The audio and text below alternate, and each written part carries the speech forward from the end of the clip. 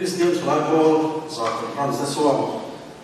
Soma Ilo Kilpi Kalom Pui Tak Setsewa Tilro Pui Tak Di Sakso Kan Goma Wasu Kan Kilko Sango Lemaya Citation Le Pui Sa Claim Elakian Kahan Pawari Citation Insentive Kan Sierra Lom Pui Na Christian Flago Salon Branch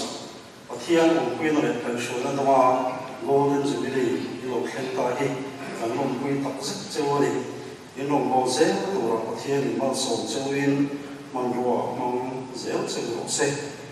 leader, let's secretary, and signing. Bon contract secretary, Yangin, at who his concerns for it, or weighing out the sunset or that, then in Khan, I am glad or met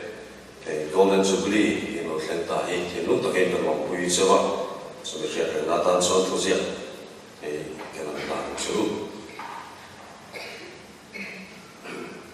Zero Venture Branch GP and Golden Jubilee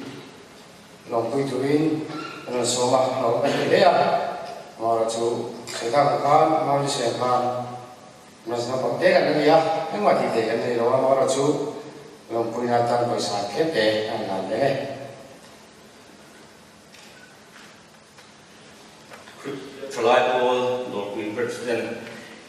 Saran President, Tia, Suena, Winadova, Umsomana, Golden Jubilee, Twenty, Rogue Weekend, and Lobuit of Setzoa, Air Jubilee, Patia, Air Jubilee, and Patia, Rowing Ball, Kung from Malso, Latin, Gate, Nan, Samberg, and Harzu, Lal parts of Windsor, Unity, citation that was Saturday and Hanko.